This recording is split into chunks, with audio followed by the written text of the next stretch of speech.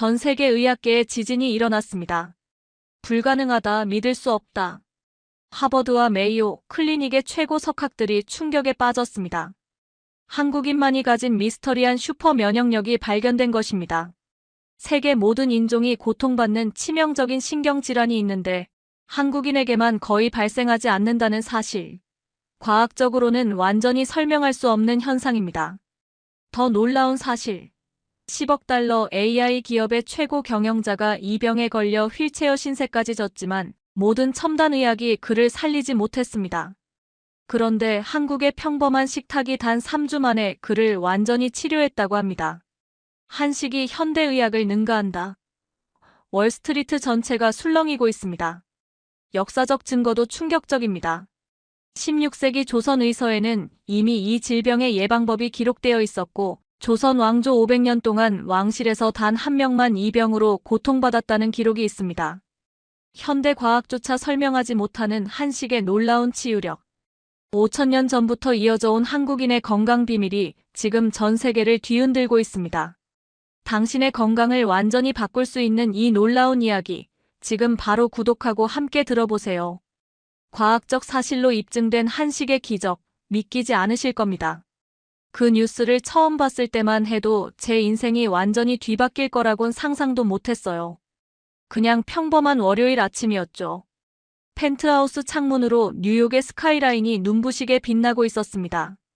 에스프레소 한 잔을 손에 들고 태블릿으로 뉴스를 휙휙 넘기던 순간 그 기사가 제 눈을 사로잡았죠.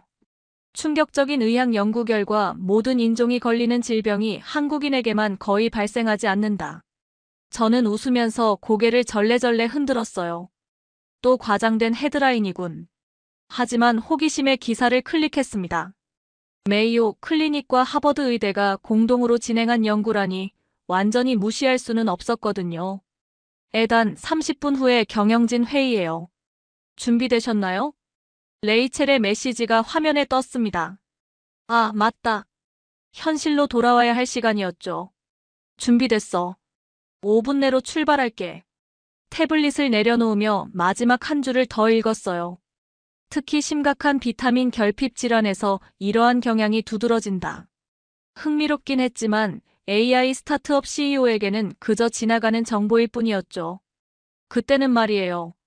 차 안에서 전화가 울렸습니다. 마이클이었어요. 우리 회사의 CTO죠. 애단, 큰일이야. 경쟁사가 우리 알고리즘과 비슷한 걸 개발 중이라는 소식이 있어. 심장이 쿵 내려앉는 기분이었어요. 얼마나 비슷한데? 아직 정확히는 모르겠어. 하지만 투자자들이 긴장하고 있어. 젠장. 저는 한숨을 내쉬었습니다. 회의에서 이야기하자. 10분 후에 도착할 거야. 전화를 끊자마자 머릿속이 복잡해졌어요. 5년 전 35살의 나이에 월스트리트 금융가에서 뛰쳐나와 네오브레인이라는 AI 스타트업을 창업했죠. 많은 사람들이 미쳤다고 했습니다. 안정적인 고액 연봉을 포기하다니. 하지만 저는 미래를 보았어요. AI가 세상을 바꿀 거라는 확신이 있었거든요. 그리고 5년 만에 회사 가치는 10억 달러를 넘었습니다. 월스트리트의 바나나가 실리콘밸리에 떠오르는 스타가 된 거죠. 하지만 그 성공의 이면에는 끝없는 스트레스와 살인적인 일정이 있었어요. 건물로 들어서며 거울에 비친 제 모습을 봤습니다. 눈 밑에 다크서클, 피곤에 절은 얼굴. 42살이지만 50대처럼 보였죠. 이게 성공의 대가인가? 자문하며 쓴웃음을 지었어요.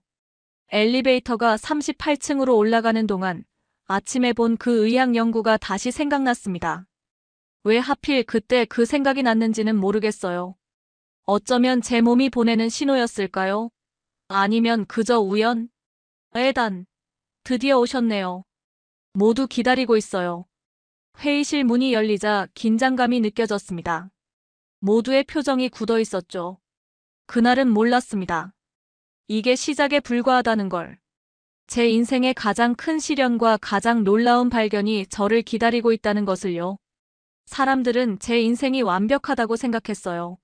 매거진 표지를 장식하는 성공한 CEO, 끝없이 상승하는 주가, 맨해튼 펜트하우스.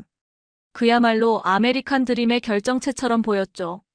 하지만 실상은 달랐습니다.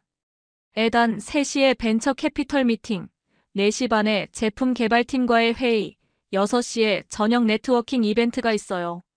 그리고 내일 아침 일찍 샌프란시스코행 비행기가 있습니다. 레이첼의 말에 저는 그저 고개를 끄덕였어요. 또 다른 미친 하루의 시작이었죠. 커피 한 잔 더 가져다 주세요. 더블샷으로. 이게 제 일상이었습니다. 아침은 통 건너뛰거나 허겁지겁 프로틴 바 하나로 때우는 경우가 태반이었어요. 점심?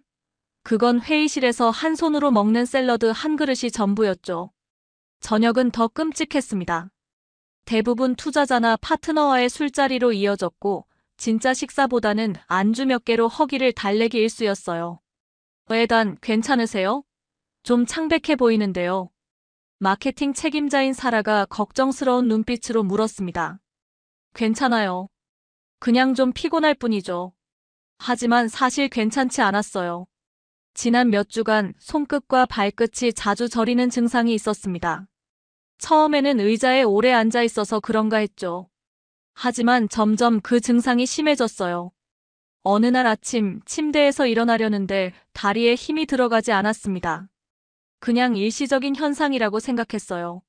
너무 과로했나 보다. 이렇게 자신을 위로하며 일어났죠.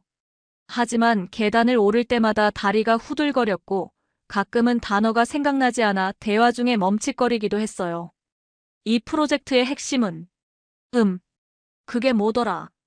회의 중에 갑자기 단어가 떠오르지 않아 당황했던 순간들이 많아졌습니다. 저처럼 항상 명석하고 판단력이 빠른 사람에게는 치명적인 약점이었죠. AI 기업 CEO에게 기억력과 판단력은 모든 것이니까요. 그냥 스트레스 때문일 거야. 매일 밤 거울을 보며 스스로에게 말했습니다. 하지만 거울 속 제 모습은 점점 더 야위어가고 있었어요. 눈은 움푹 들어갔고 한때 생기 넘치던 얼굴은 창백하고 지쳐 보였죠. 수면 시간? 그건 사치였습니다. 밤 12시에 침대에 누워도 이메일을 확인하고 보고서를 검토하다 보면 어느새 새벽 2시. 그리고 아침 6시에 다시 알람이 울렸죠.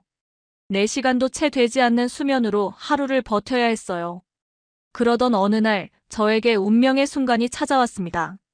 중요한 투자자들 앞에서 프레젠테이션을 하고 있었어요. 네오브레인의 미래가 달린 중요한 자리였죠. 우리의 새로운 AI 알고리즘은 기존 시장을 완전히 재편할 겁니다. 이 기술은 그때였어요. 갑자기 심장이 미친 듯이 뛰기 시작했고 시야가 흐려졌습니다. 손에 들고 있던 레이저 포인터가 바닥에 떨어지는 소리가 들렸어요. 다음 순간 저는 회의실 바닥에 쓰러져 있었죠. 에단, 누가 911에 전화해요. 희미하게 사라의 다급한 목소리가 들렸습니다. 의식은 있었지만 몸은 제 말을 듣지 않았어요. 손발이 저리고 가슴은 터질 듯이 뛰었죠. 이게 심장마비인가? 라는 생각이 스쳐 지나갔어요. 구급차 소리, 들것에 실리는 느낌, 병원의 형광등 불빛. 모든 것이 느리게 흘러가는 악몽 같았습니다. 모든 검사 결과가 정상입니다. 다만 약간의 탈수 증상과 극심한 스트레스 반응이 보이네요. 의사의 말에 안도했지만 동시에 답답했어요. 뭔가 잘못되었다는 걸 저는 느끼고 있었거든요. 이게 단순한 스트레스나 피로 때문이라면 왜 손발이 저리고 기억력이 감퇴되는 걸까요? 너무 과로하셨습니다. 며칠 쉬시고 스트레스 관리를 잘하세요. 의사의 말을 들으며 고개를 끄덕였지만 마음속으로는 의구심이 들었습니다. 이게 정말 단순한 피로일까? 아니면 더 심각한 무언가가 숨어 있는 걸까? 그 순간만큼은 몰랐죠. 이 사건이 제 인생을 완전히 바꿔놓을 거라는 걸요. 병원에서 퇴원한 지 일주일이 지났지만 증상은 점점 악화되고 있었어요. 아침에 이메일을 확인하려는데 손가락이 키보드 위에서 마음대로 움직이지 않았죠. 마치 납을 부어넣은 것 같은 느낌이었습니다. 화면을 보니 안녕하세요 투자자님이라고 써있더군요. 오타투성이 이메일을 보내기 직전에 간신히 멈췄어요. 이런 실수가 처음이 아니었습니다. 최근엔 회의에서 우리 제품의 핵심 알고리즘 이름을 갑자기 떠올리지 못해 당황했던 적도 있었죠. 괜찮으세요? 발표 중에 3번이나 같은 슬라이드로 돌아갔어요. 회의가 끝나고 마이클이 걱정스럽게 물었습니다. 미안해, 요즘 좀 피곤해서. 그의 눈빛에서 의심을 읽을 수 있었어요.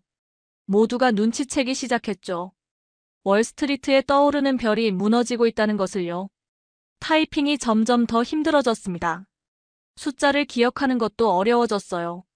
한 번은 제 휴대폰 핀 번호가 생각나지 않아 10분을 씨름했죠. AI 스타트업 CEO에게 기억력과 판단력은 생명과도 같은데 제 두뇌는 점점 저를 배신하고 있었습니다. 저는 결단을 내렸어요. 최고의 의료진을 만나야 했죠.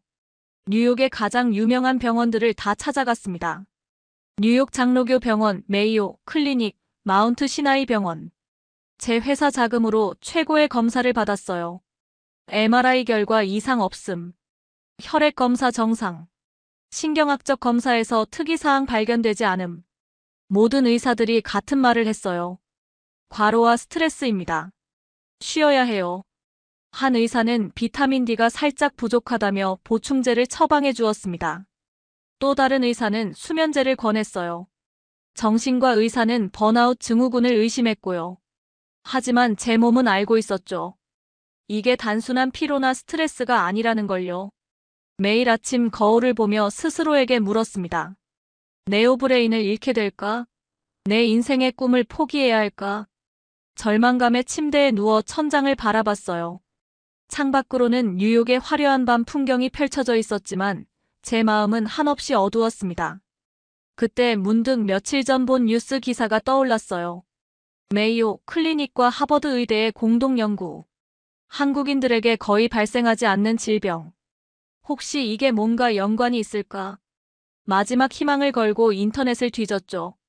그리고 우연히 발견한 기사에서 엘리 킴 박사의 이름을 찾았습니다. 뉴욕대 랭곤 메디컬 센터의 신경과 전문의로 한국계 미국인이었어요.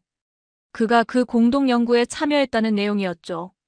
다음 날 아침 레이첼에게 전화했습니다. 오늘 모든 일정을 취소해줘. 그리고 뉴욕대 랭곤 메디컬 센터의 엘리 킴 박사 진료 예약을 잡아줘. 하지만 에단, 오늘 중요한 투자자 미팅이. 지금 내 건강이 더 중요해. 미팅은 연기해. 뉴욕대 랭곤 메디컬 센터로 향하는 택시 안에서 저는 손가락을 계속 움직여봤어요. 여전히 저렸고 둔한 느낌이었죠. 제 인생에서 이렇게 무력감을 느낀 적은 없었습니다. 진료실에 들어가자 키가 작은 아시아계 남성이 친절한 미소로 맞이했어요. 안녕하세요, 리처드슨 씨. 저는 엘리 킴입니다. 어떻게 도와드릴까요? 모든 증상을 처음부터 끝까지 설명했습니다. 손발저림, 기억력 감퇴, 극심한 피로감. 그리고 여러 병원에서 받은 정상 판정에 대해서도요. 킴 박사는 제 말을 끝까지 경청했어요. 그리고 제가 말을 마치자 놀라운 질문을 했습니다. 혹시 최근에 탄수화물을 거의 안 드셨나요? 그 질문이 제 인생을 바꿔놓을 줄은 그때 전혀 몰랐어요. 탄수화물이요? 저는 놀라서 되물었어요. 저는 요즘 유행하는 저탄고지 다이어트를 하고 있습니다. 건강을 위해서요. 킴 박사는 고개를 끄덕였죠. 그렇군요. 더 자세한 검사가 필요해 보입니다. 그는 일반 병원에서는 잘하지 않는 특수 혈액 검사를 지시했어요. 티아민, 즉 비타민 B1 수치를 정밀하게 측정하는 검사였습니다. 결과는 다음 날 나올 거라고 했죠.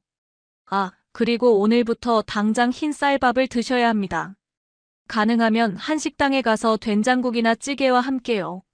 저는 황당했어요. 다른 의사들은 온갖 첨단 검사와 비싼 약을 처방했는데 이 의사는 쌀밥을 먹으라니요?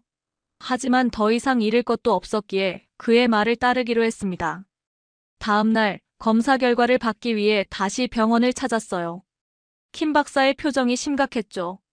리처드슨 씨, 당신은 각기병입니다. 기병이요? 처음 듣는 병명이었어요. 네, 비타민 B1 심각한 결핍 상태예요. 각기병은 19세기 아시아에서 100 미만 먹던 사람들이 주로 걸렸던 병입니다. 현재는 거의 사라진 질병이죠. 저는 웃음이 나왔어요. 의사 선생님, 저는 21세기 뉴욕에 사는 CEO입니다. 어떻게 19세기 아시아병에 걸릴 수 있죠? 킴 박사는 컴퓨터 화면을 돌려 그래프를 보여주었습니다. 놀랍게도 최근 선진국에서 각기병이 다시 늘어나고 있어요. 특히 고강도 스트레스 환경에서 일하는 사람들, 극단적인 다이어트를 하는 사람들 사이에서 많이 발생합니다. 그래프에는 각국의 각기병 발병률이 표시되어 있었어요. 미국, 영국, 독일 등은 모두 비슷한 수치를 보였지만 한 나라만 유독 낮은 발병률을 보이고 있었죠. 한국이 거의 0%에 가깝네요. 바로 그겁니다. 킴 박사의 목소리에 열정이 묻어났어요. 한국에서 자란 사람들은 거의 각기병에 걸리지 않아요. 이게 바로 제가 연구하는 주제입니다. 그는 또 다른 그래프를 보여주었죠. 미국에서 태어난 한국계 2, 3세대는 일반 미국인과 같은 발병률을 보입니다. 즉 유전적 요인이 아니라 한국의 전통 식습관이 병을 막아준다는 강력한 증거예요. 저는 혼란스러웠습니다. 그럼 제 증상이 모두 비타민 하나 때문이라고요? 그동안 수많은 병원에서 검사를 받았는데 아무도 발견하지 못했다니. 킴 박사는 안타깝다는 표정을 지었어요. 현대의학은 종종 가장 기본적인 것을 간과합니다. 비타민 B1은 신경기능의 필수적인 영양소예요. 부족하면 손발저림, 기억력 감퇴, 심장기능 이상까지 올 수 있죠. 어떻게 치료하나요? B1 주사와 보충제를 처방해드리겠습니다. 하지만 더 중요한 건 식습관 개선이에요. 각기병을 치료하려면 당장 식습관을 바꿔야 합니다. 킴 박사는 메모지를 꺼내 무언가를 적기 시작했죠. 제 친구 수진이 플러싱에서 한식당을 운영하고 있어요. 이 메모를 가져가면 당신을 위한 특별 식단을 준비해 줄 겁니다. 저는 반신반의했어요. 한식이요? 김치랑 불고기 같은 거 말인가요? 그것도 좋지만 지금 당신에게 필요한 건 된장찌개, 잡곡밥, 다양한 나물 반찬들이에요. 한국 전통 식단의 핵심은 균형입니다. 집으로 돌아오는 길 머릿속이 복잡했어요. 최첨단 의학 검사도 발견하지 못한 병이 고작 비타민 결핍이라니. 그리고 그 치료법이 한국 음식이라니. 믿기 힘들었죠. 하지만 다른 선택지는 없었어요. 다음 날 플러싱으로 향했습니다. 수진스 키친이라는 작고 아담한 식당을 찾았죠. 킴 박사의 메모를 보여주자 중년의 한국 여성이 따뜻하게 맞이해 주었어요. 아, 킴 박사님 소개로 오셨군요. 걱정 마세요. 제가 잘 챙겨드릴게요. 테이블에 놓인 음식을 보고 망설였습니다. 된장찌개, 잡곡밥, 김치, 각종 나물 반찬. 익숙하지 않은 냄새와 모양이었어요. 이게 정말 치료가 될까? 의구심이 들었지만 첫 숟가락을 뜨고 입에 넣었습니다. 낯선 맛이었지만 나쁘지 않았어요. 그때는 몰랐죠. 이 한 끼 식사가 제 인생을 완전히 바꿔놓을 거라는 걸요. 수진스 키친에서의 첫 식사 후 집으로 돌아오는 길에 속이 좀 더부룩했어요. 오랫동안 단백질과 지방 위주로 먹다가 갑자기 탄수화물을 많이 섭취하니 소화가 잘 안 되는 느낌이었죠. 하지만 킴 박사의 말이 계속 귓가에 맴돌았습니다. 인내심을 가지세요. 몸이 적응하는데 시간이 필요합니다. 다음 날 아침 수진이 포장해준 아침 식사를 열었어요. 흰쌀밥, 된장국, 몇 가지 밑반찬이 담겨 있었죠. 냄새가 썩 식욕을 돋우진 않았지만 약을 먹듯이 천천히 먹었습니다. 회의 중에도 불편함이 계속됐어요. 단 하루 만에 기적적인 변화를 기대했던 건 아니지만 오히려 더 피곤하고 집중력이 떨어지는 기분이었습니다. 손발 저림도 여전했고요. 퇴근 후 킴 박사에게 전화했어요. 한식을 먹기 시작했는데 솔직히 더 나빠진 것 같아요. 정말 효과가 있긴 한가요? 킴 박사는 차분한 목소리로 대답했죠. 몸이 급격한 변화에 적응하는 과정입니다. 일주일만 더 지켜보세요. 다음 날 킴 박사가 처방한 비일 주사를 맞으러 병원에 갔어요. 간호사가 주사를 놓는 동안 제 머릿속엔 의심만 가득했습니다. 월스트리트의 성공한 CEO가 쌀밥과 된장국을 먹으며 치료한다니. 누가 알면 비웃을 거야. 사흘째 되는 날 수진스 키친에 직접 방문했어요. 이제는 약간 익숙해진 된장찌개의 냄새가 코끝을 자극했죠. 어떠세요, 몸 상태가? 수진이 테이블에 앉으며 물었습니다. 솔직히 별 변화가 없어요. 수진은 빙긋 웃으며 말했죠. 우리 몸은 컴퓨터처럼 바로 리셋되지 않아요.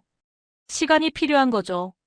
그녀는 오늘의 특별 메뉴라며 새로운 반찬을 가져왔어요. 들기름 향이 강한 시금치 나물, 고소한 취나물, 그리고 약간 매콤한 고추장 무침까지. 5일째 되던 날 아침에 일어났을 때 미세한 변화를 느꼈습니다. 손가락 끝에 저림이 약간 줄어든 것 같았어요. 착각인가 싶었지만 확실히 뭔가 달라졌죠. 회사에서도 변화가 있었습니다. 점심시간에 도시락을 꺼내자 동료들의 시선이 집중됐어요. 에단, 요즘 계속 한식 먹는 거야? 응, 건강 때문에. 일주일째 되던 날 아침에 눈을 떴을 때 평소보다 덜 피곤했어요. 몸이 조금 더 가벼운 느낌이었습니다. 킴 박사와의 정기검진에서 혈액 검사를 다시 했어요. 비타민 B1 수치가 조금씩 올라가고 있네요. 아직 정상 범위는 아니지만 확실히 개선되고 있습니다. 희망이 생겼습니다. 정말로 효과가 있는 걸까? 단순한 음식 변화만으로? 한식의 비밀은 균형에 있어요. 킴 박사가 설명했어요. 단순히 비타민 B원만이 아니라 다양한 영양소가 조화롭게 들어있죠. 그날 저녁 수진스 키친에서 또 다른 특별 메뉴를 맛봤습니다. 된장을 발라 구운 생선, 고소한 들깨탕, 다양한 나물 반찬까지.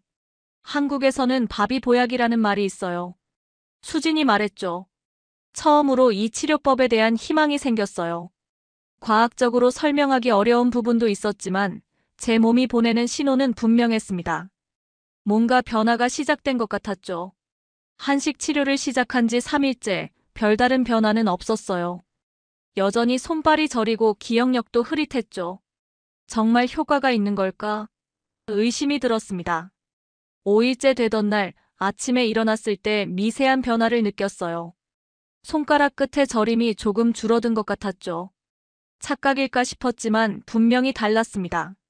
킴 박사님, 손이 조금 나아진 것 같아요. 좋은 신호네요. 계속 식이요법을 유지하세요. 일주일이 지나자 아침에 피로감이 확연히 줄었어요. 예전엔 5잔의 커피로도 해결되지 않던 피로가 이제는 한결 가벼워졌죠. 가끔은 알람 소리에 바로 일어날 수 있을 정도였습니다. 에단, 오늘 좀 달라 보이네요. 얼굴에 혈색이 돌아왔어요. 레이첼의 말에 거울을 봤죠. 정말로 창백했던 얼굴에 생기가 돌아오고 있었어요. 2주차에 접어들자 더 큰 변화가 찾아왔습니다. 회의 중에 갑자기 아이디어가 떠오르기 시작했어요. 예전처럼 생각이 맑아지고 있었죠. 이 알고리즘을 역으로 적용하면 어떨까요? 두 프로세스를 병렬로 처리하는 거죠. 회의실이 조용해졌어요. 마이클이 놀란 눈으로 저를 바라봤습니다. 와, 그거 천재적인데? 에단이 돌아왔군. 킴 박사는 매주 혈액 검사로 제 상태를 확인했어요. 비타민 B1 수치가 꾸준히 올라가고 있어요. 신경 기능도 회복 중이고요. 처음엔 약을 먹듯 억지로 삼키던 한식이 이제는 기다려지기 시작했습니다. 된장찌개의 구수한 맛, 나물의 고소한 향이 그리워질 정도였어요. 3주가 지난 후 킴 박사는 종합검진을 제안했죠. 모든 검사를 다시 해봅시다. MRI, 혈액 검사, 신경기능 평가까지요. 결과는 놀라웠어요. 비타민 B1 수치가 거의 정상으로 회복되었고 신경기능도 크게 향상되었습니다. 손발 저림은 대부분 사라졌고 기억력도 예전처럼 돌아왔죠. 이건 약으로도 해결되지 않았던 병인데 대체 어떻게 된 거죠? 킴 박사는 미소를 지으며 말했어요. 바로 음식이 가진 힘입니다. 현대의학은 종종 가장 기본적인 것을 간과해요. 비타민 하나가 결핍되어도 몸 전체가 무너질 수 있죠. 그날 저녁 처음으로 혼자 된장찌개를 만들어 봤어요. 수진의 맛에는 비할 수 없었지만 제 손으로 직접 만든 첫 한식이라 특별했습니다. 변화는 음식을 넘어 제 삶 전체로 확장되었어요.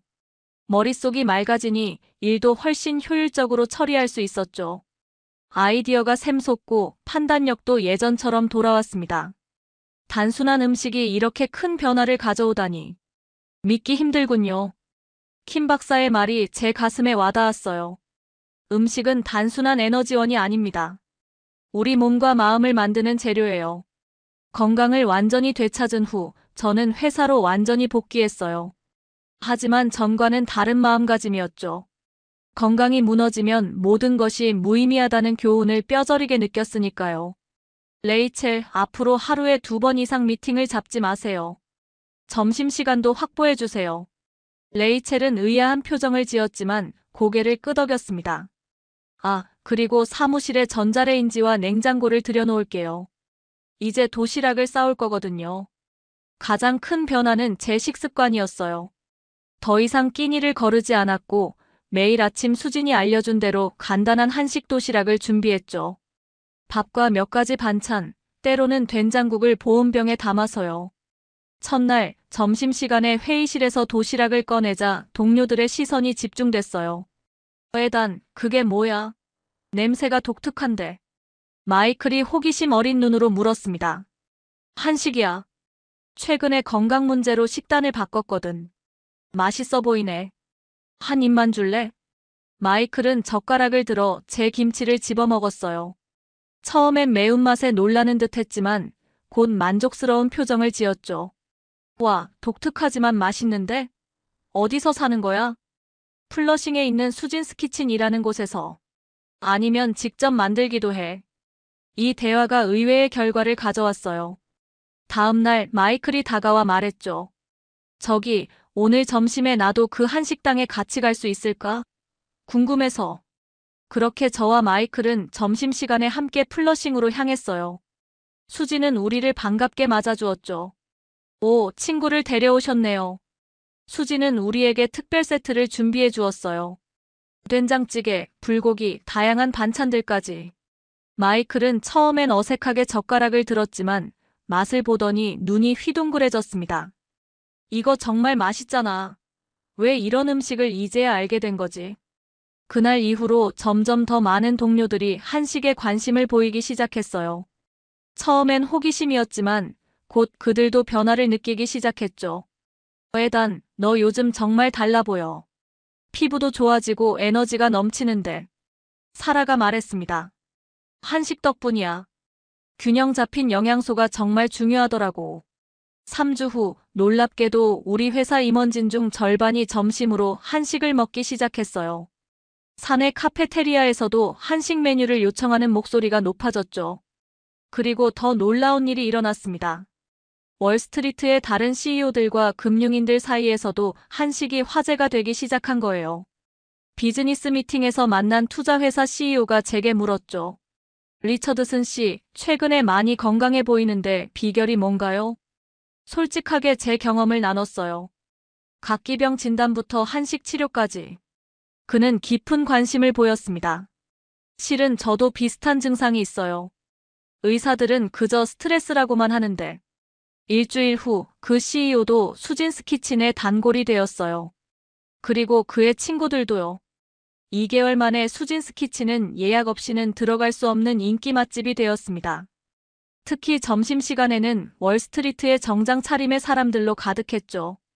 뉴욕 로컬 매거진의 CEO들의 건강 비밀 무기, 한식이라는 제목의 기사가 실렸어요. 수진스 키친이 소개되었고 제 이야기도 일부 실렸죠.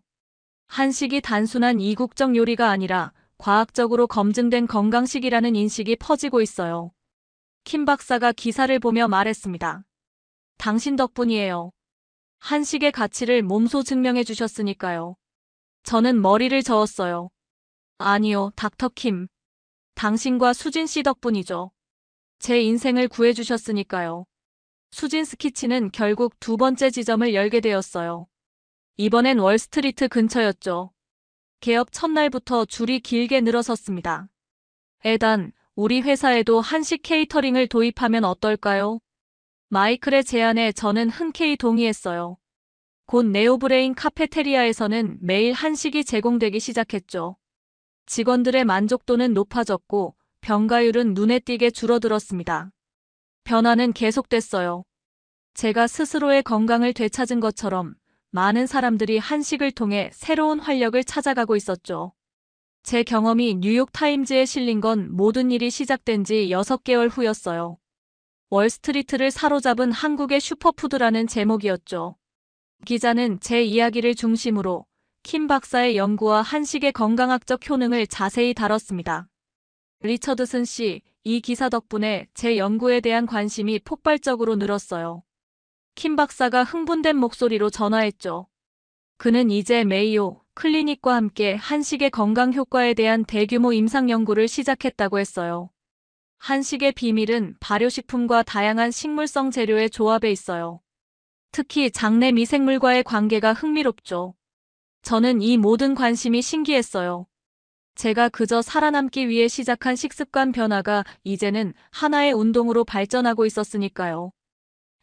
우리 회사의 웰니스 프로그램에 한식을 도입한 후로 직원들의 건강 지표가 눈에 띄게 향상되었어요. 인사팀장이 보고했습니다. 병가 사용률은 30% 감소했고 직원 만족도는 크게 올랐죠. 저는 생각했어요. 이걸 더 많은 사람들에게 알릴 방법이 없을까? 고민 끝에 네오브레인의 부설 기관으로 글로벌 웰니스 이니셔티브를 설립했습니다. 목표는 기업들이 직원 건강을 위한 식습관 개선 프로그램을 도입하도록 돕는 것이었어요. 물론 그 중심에는 한식이 있었죠. 한식이 특별한 이유는 단순한 맛이 아니라 몸과 마음의 균형을 추구하는 철학이 담겨 있기 때문입니다. 첫 번째 기업 강연에서 이렇게 말했어요. 청중들의 반응은 뜨거웠습니다. 특히 고강도 업무 환경에서 일하는 임원들의 관심이 컸죠. 1년 후 글로벌 웰니스 이니셔티브는 미국 내 50개 이상의 기업과 파트너십을 맺었어요. 구글, 애플, 마이크로소프트 같은 대기업들도 직원 카페테리아에 한식 메뉴를 도입했죠. 정말 놀라운 변화예요. 한식이 이제 건강식의 대명사가 되어가고 있어요. 킴 박사의 말처럼 한식은 더 이상 이국적인 음식이 아니라 과학적으로 검증된 건강식으로 인식되기 시작했습니다. 수진스키치는 뉴욕 전역의 5개 지점으로 확장됐고 프랜차이즈 문의가 끊이지 않았어요. 저는 TED 강연에 초청받았습니다. 음식이 약이 되는 순간 고대의 지혜와 현대 과학의 만남이라는 주제였죠. 제가 19세기 아시아 농부들의 병에 걸렸다는 사실이 믿기지 않았어요. 하지만 더 놀라운 건 그들이 이미 해결책을 알고 있었다는 거죠. 전 세계에 생중계된 강연에서 제 이야기를 솔직하게 나눴습니다. 한식을 통해 건강을 되찾은 과정, 그리고 그 경험이 제 인생관을 어떻게 바꿨는지까지요. 현대 사회에서 우리는 식품 산업의 트렌드에 너무 쉽게 휩쓸려요. 저탄수화물, 고단백. 이런 다이어트가 누구에게는 맞을 수 있지만 모두에게 맞는 건 아니죠. 수천 년 동안 검증된 지혜를 무시하는 건 위험합니다. 강연은 폭발적인 반응을 얻었어요. 소셜미디어에서는 샤푸드이즈메디신 해시태그가 트렌드가 되었고 한식 레시피를 찾는 검색이 500% 증가했죠. 킴 박사의 연구는 세계적인 의학 저널에 실렸고 수많은 후속 연구가 이어졌습니다. 한식의 건강 효과는 이제 과학적으로 인정받기 시작했어요. 2년 후 저는 비영리 재단 글로벌 푸드 위즈덤을 설립했습니다. 목표는 세계 각국의 전통 식문화에서 건강의 비밀을 찾아 공유하는 것이었어요. 물론 그 시작은 한식이었죠. 한국인들이 수천 년 동안 알고 있던 비밀, 이제 전 세계가 배울 차례입니다. 코엑스에서 열린 글로벌 웰니스 포럼에서 이렇게 말했어요. 한국을 방문한 첫날, 저는 수진의 고향 시골 마을에서 직접 된장과 김치를 만드는 법을 배웠습니다. 그 과정에서 깨달았죠. 밥이 보약이다. 이건 단순한 속담이 아니었어요. 저는 제 몸으로 이를 증명했습니다. 그리고 이제 그 지혜를 세계와 나누고 있었죠. 한식은 단순한 맛의 향연이 아니라 내 몸을 살린 생존 전략이었습니다. 먹는 것이 운명을 바꿀 수 있다는 사실, 이제 알겠죠? 여러분의 몸은 매일 먹는 것으로 만들어집니다. 그런데도 왜 우리는 입맛만 따라갈까요? 5,000년 동안 한국인들만 알고 있던 비밀, 이제 세계가 주목하고 있습니다. 여러분도 한번 도전해 보시겠어요? 한 달만 한식으로 바꿔보세요. 당신의 몸이 대답할 겁니다. 구독과 좋아요는 더 많은 건강 비밀을 나누는데 큰 힘이 됩니다. 다음 이야기에서 만나요.